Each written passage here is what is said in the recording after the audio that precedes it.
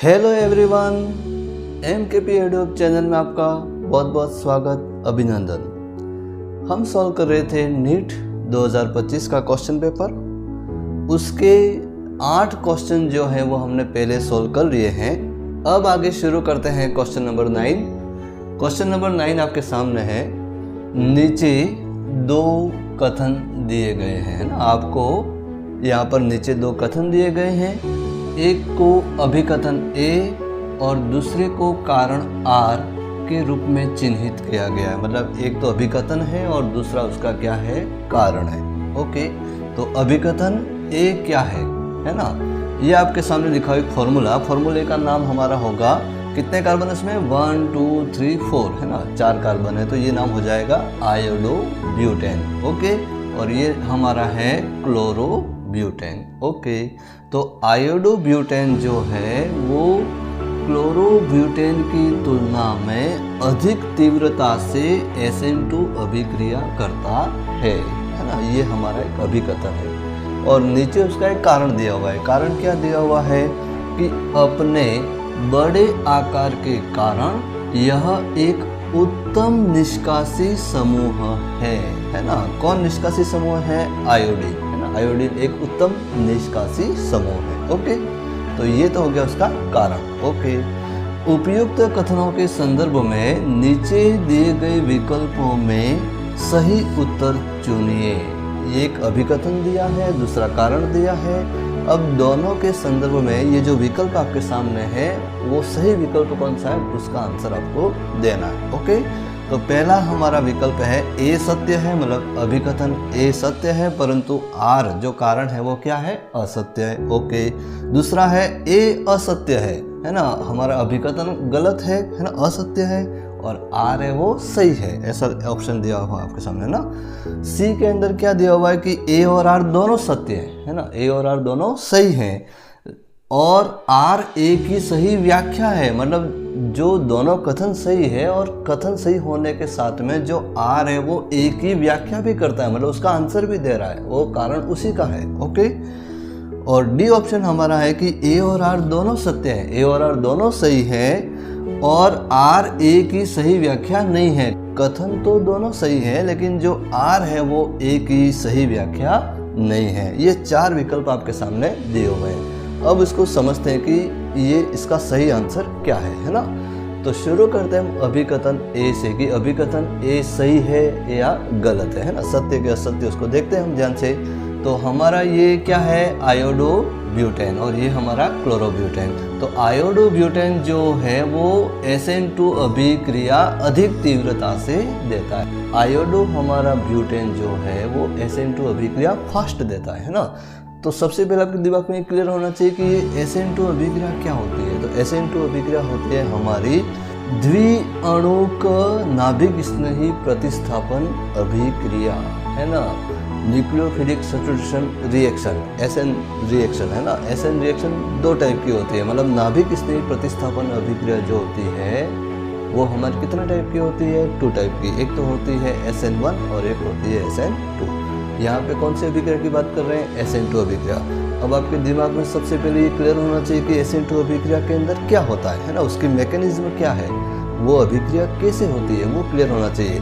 तो एक एग्जाम्पल के माध्यम से मैं आपको समझा रहा हूँ कि SN2 अभिक्रिया क्या होती है। ओके, ध्यान से देखिएगा। जैसे हमारा यहाँ पे एक मेथाइल हैलाइड में ले रहा हूँ, जैसे CH3 है ना, ये तीनों हाइड्रोजन उसके CH3। ओके, और CH3 के साथ में जुड़ा हुआ है आयोडीन। ओके, तो ये हो जाएगा आयोडोमेथेन। जैसे यहाँ पे हो जाएगा आयोडोब्यूटेन, इसमें 4 कार्बन है, इसमें 1 ही कार्बन है। ओके, ये हमारा जो हैलाइड है वो कौन सा है, प्राइमरी है ना, प्राथमिक हैलाइड है। मतलब इस कार्बन के साथ में केवल कार्बन ही जुड़ा है या इसके साथ में केवल हाइड्रोजन ही जुड़ा है और कोई दूसरा ग्रुप इसके साथ में जुड़ा हुआ नहीं है। मतलब ये वाला कार्बन कौन सा कार्बन है, प्राइमरी कार्बन। ओके, यहाँ भी ये प्राइमरी कार्बन है, इसके साथ में और कोई दूसरा कार्बन जुड़ा हुआ नहीं है ना। तो ये जो प्राइमरी जो हैलाइड होते हैं वो क्या करते हैं, जब उसकी रिएक्शन हम किसी न्यूक्लियोफाइल के साथ में करवाते हैं ना, तो ये हमारा Nu-, ये हमारा न्यूक्लियोफाइल है। तो ये रिएक्शन SN2 कैसी होते हैं, तो SN2 के अंदर क्या होता है कि ये जो न्यूक्लियोफाइल है वो बैक साइड से अटैक करता है इसके ऊपर, इस मेथिल हैलाइड की बैक साइड में न्यूक्लियोफाइल क्या करता है, अटैक करता है। तो क्या होता है, ये जो न्यूक्लियोफाइल है वो धीरे धीरे इसके साथ में जुड़ता जाता है। किसके साथ में? कार्बन के साथ में। और इस कार्बन से ये जो आयोडीन है वो धीरे धीरे क्या होता जाता है, अलग होता जाता है। और ये इसके तीनों हाइड्रोजन है ना, ये इसके तीनों हाइड्रोजन। ओके, अब ये 3 हाइड्रोजन है, ये न्यूक्लियोफाइल जुड़ रहा है, आयोडीन वो धीरे धीरे निकल रहा है। और लास्ट में क्या होता है कि न्यूक्लियोफाइल जो है वो इस कार्बन के साथ में जुड़ जाता है और जो I- जो है वो यहाँ पर अलग हो जाता है। तो ये हमारी कौन सी मैकेनिज्म है? SN2, जो हमारी एक ही स्टेप में हो रही है और बीच में ये कौन सी स्टेट बन रही है? Transition state. ओके, तो इस SN2 अभिक्रिया के अंदर ये हमें देखना है कि इसमें जो आयोडीन जो है वो अधिक तीव्रता से बाहर आता है, मतलब वो अभिक्रिया फास्ट करता है। अब ये आयोडो ब्यूटेन अभिक्रिया फास्ट कब करेगा? जब वो आसानी से जल्दी बाहर निकलेगा, है ना। किसके बनिस्पत? तो क्लोरीन के बनिस्पत, है ना। क्लोरीन और आयोडीन की तुलना हो रही है, मतलब क्लोरीन है वो जल्दी फास्ट बाहर आता नहीं है और आयोडीन है वो जल्दी बाहर निकल जाता है, मतलब जल्दी तीव्रता से अभिक्रिया करता है। ओके, अब हमें ये देखना है कि आयोडीन अभिक्रिया फास्ट करता है और क्लोरीन है वो अभिक्रिया स्लो करता है। उसका क्या रीज़न है? तो उसका मेन रीज़न ये है कि आयोडीन जो है उसकी साइज़ क्या होती है? बड़ी होती है, और क्लोरीन की साइज़ क्या होती है? छोटी होती है। तो जो बड़ा समूह यदि जब बाहर आता है तो वो जल्दी से बाहर निकल जाता है और क्लोरीन है वो आसानी से बाहर निकलता नहीं है। तो एक तो उसका होती है उसकी साइज़ और दूसरी होती है उसकी विद्युत ऋणता। क्लोरीन की विद्युत ऋणता ज़्यादा होती है और आयोडीन की विद्युत ऋणता क्या होती है? कम होती है ना, इलेक्ट्रोनेगेटिविटी। ओके, इसीलिए आयोडीन जो होता है वो क्लोरीन के बनिस्पत आसानी से रिमूव हो जाता है। ओके, तो ये जो 2 रीज़न है ना उसके कारण, तो कारण के अंदर मतलब ये जो अभिकथन है वो तो हमारा सही है कि वास्तव में जो आयोडो ब्यूटेन जो होता है वो क्लोरोब्यूटेन की तुलना में अधिक तीव्रता से SN2 अभिक्रिया देता है। ओके, ये तो हो गया हमारा अभिकथन ए जो सत्य है।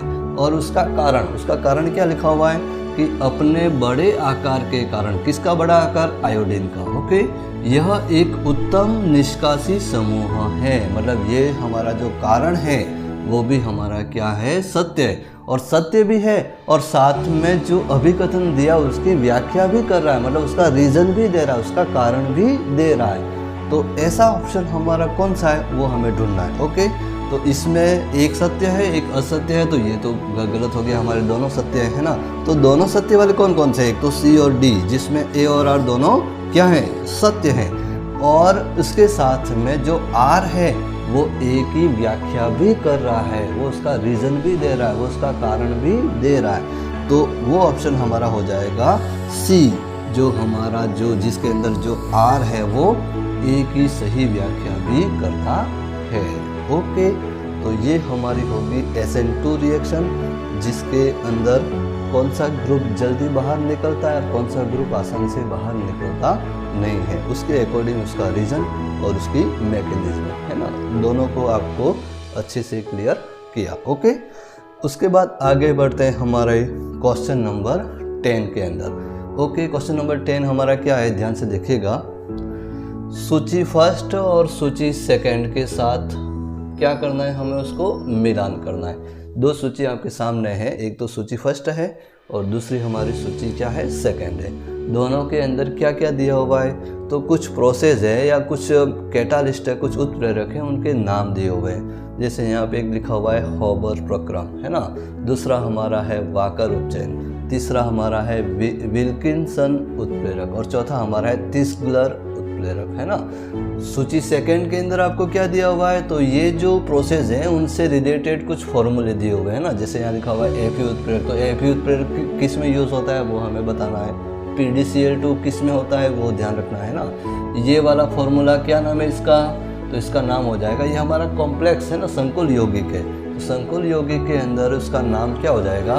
तो ये हो जाएगा क्लोराइडो ट्राइफेनिल फॉस्फीन रोडियम, है ना, ये इसका नाम है। ओके, तो ये जो संकुल यौगिक है वो किसके अंदर यूज़ होता है? ओके, और ये हमारा है ट्राई मेथिल एल्यूमिनियम और उसके साथ में है टाइटेनियम टेट्राक्लोराइड। ओके, तो ये जो फॉर्मूले हैं वो इन कौन कौन सी प्रोसेस और कौन कौन से उत्प्रेरक के अंदर यूज़ होते हैं उसको हमें क्या करना है, मिलान करना है। ओके, तो आपको याद होने चाहिए कि ये जो फॉर्मूले हैं वो कौन कौन से प्रोसेस के अंदर, कौन कौन से उत्प्रेरक के अंदर इसका यूज़ होता है। ओके, तो ये आपको पहले से याद होना चाहिए, है ना।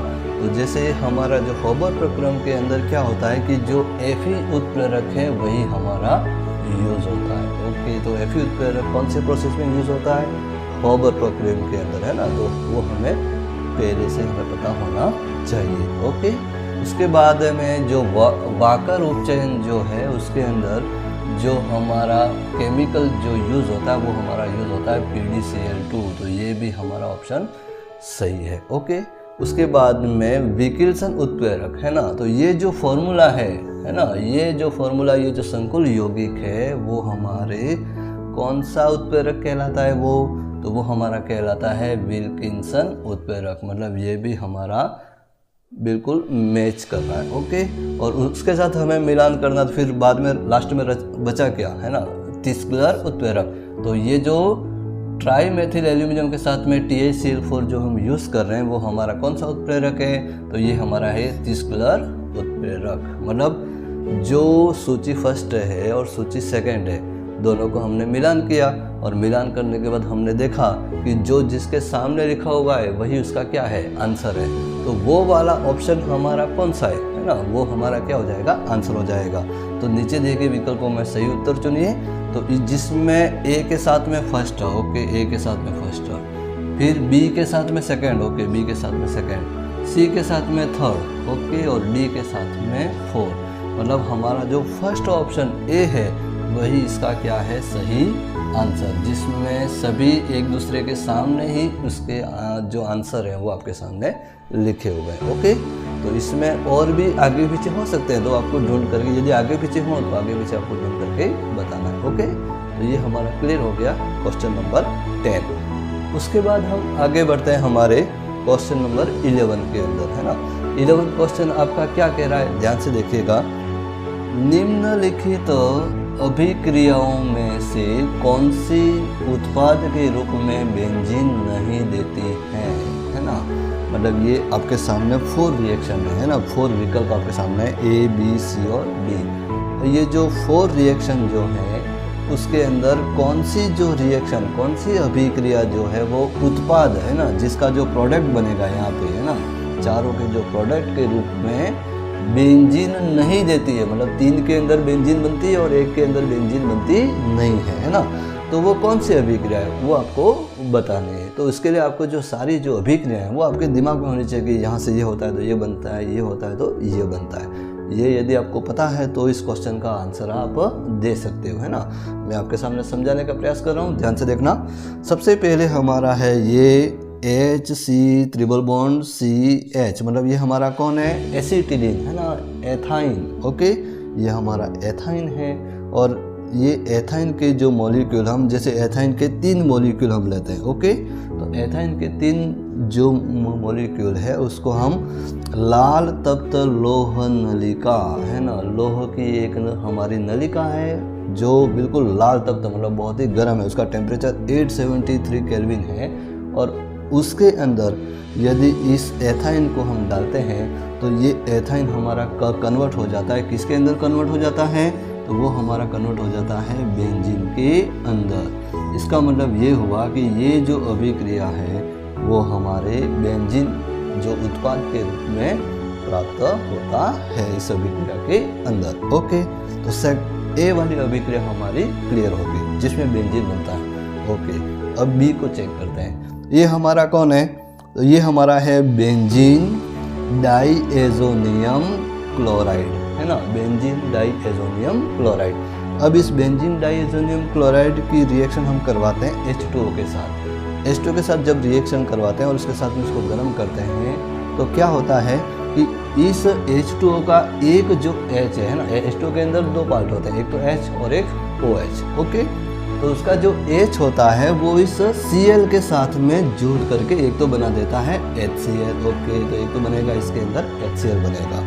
ओके, दूसरा हमारा क्या बनेगा, ये जो नाइट्रोजन है N2 के रूप में बाहर निकल जाती है ना, तो एक तो HCl बनेगा, दूसरा हमारा N2 बनेगा। ओके, तो फिर बचा क्या, तो एक तो हमारा बचा यहाँ से OH और ये हमारा बचा बेंजीन, है ना। तो OH और बेंजीन, मतलब बेंजीन के ऊपर जहाँ पे ये N2 जुड़ा हुआ था, है ना, जो N2 जुड़ा हुआ था इस बेंजीन के ऊपर, तो वो हमारा ये OH यहाँ ऊपर जुड़ जाता है। मतलब बेंजीन के ऊपर क्या जुड़ गया, OH। तो OH जुड़ा तो यहाँ बेंजीन बना नहीं बना, यहाँ पे क्या बना, जब बेंजीन के ऊपर OH आ जाता है तो उसको हम कहते हैं फिनॉल। मतलब ये किसका फॉर्मेशन हुआ यहाँ पे, इस अभिक्रिया के अंदर फिनॉल जो है वो उत्पाद के रूप में बनता है, बेंजीन है वो उत्पाद के रूप में बनता नहीं है। तो हमारा क्वेश्चन का आंसर तो हमें मिल गया। क्वेश्चन क्या था हमारा, निम्नलिखित अभिक्रियाओं में से कौन सी उत्पाद के रूप में बेंजीन देती नहीं है, मतलब कौन सी अभिक्रिया में बेंजीन बनता नहीं है। तो ये वाली जो रिएक्शन है बेंजीन डाइज़ोनियम क्लोराइड की अभिक्रिया, वाटर के साथ उसको गर्म करते हैं तो ये हमारा फिनॉल बनता है, इसमें बेंजीन बनती नहीं है। तो ये आंसर तो हमारा हो गया बी ऑप्शन हमारा इसमें सही है। ओके, तो उसके बाद ये जो रिएक्शन है उसको भी देख लेते हैं हम, है ना, उसके अंदर क्या होता है वो समझा देता हूँ आपको, एक्सप्लेन कर देता हूँ। ओके, तो ये जो सी वाली जो रिएक्शन है उसके अंदर क्या है, ये हमारा है सोडियम बेंजोएट, है ना। तो सोडियम बेंजोएट की रिएक्शन हो रही है सोडा चूना, सोडा चूना को हम कहते हैं सोडा लाइम भी कह सकते हैं। और सोडा लाइम के अंदर क्या होता है कि एक तो NaOH होता है ना, NaOH और प्लस साथ में CaO, है ना, उसको कहते हैं सोडा लाइम। और सोडा लाइम के साथ में जब इसको गर्म करते हैं तो इसमें विकार्बोक्सिलीकरण मतलब CO2 इसमें बाहर निकलता है। ओके, तो जब CO2 बाहर निकल जाएगा, यहाँ से निकल जाएगा और Na भी यहाँ से बाहर हो जाएगा, तो यहाँ पे बचेगा कौन, केवल और केवल बेंजीन बचेगी। तो मतलब यहाँ पर भी बेंजीन जो उत्पाद के रूप में प्राप्त होता है। और इसमें भी ये हमारा कौन है, तो ये हमारा एल्केन है ना। तो इस एल्केन में कितने कार्बन है, 1 2 3 4 5 और 6, मतलब ये हमारा हेक्सेन है ना, N हेक्सेन। 6 कार्बन एक लॉन्ग चेन के रूप में, है ना, लंबी चेन के रूप में हमारे 6 कार्बन हैं, हेक्सेन है।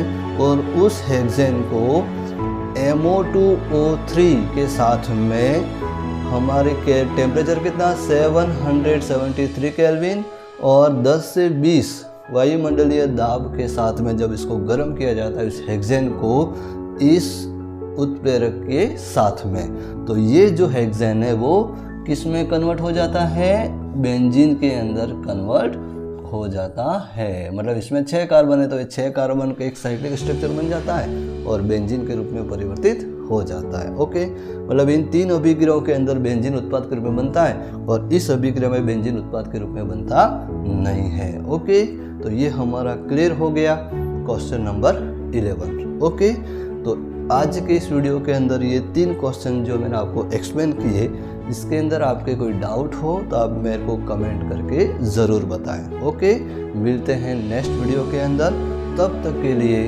जय हिंद, वंदे मातरम।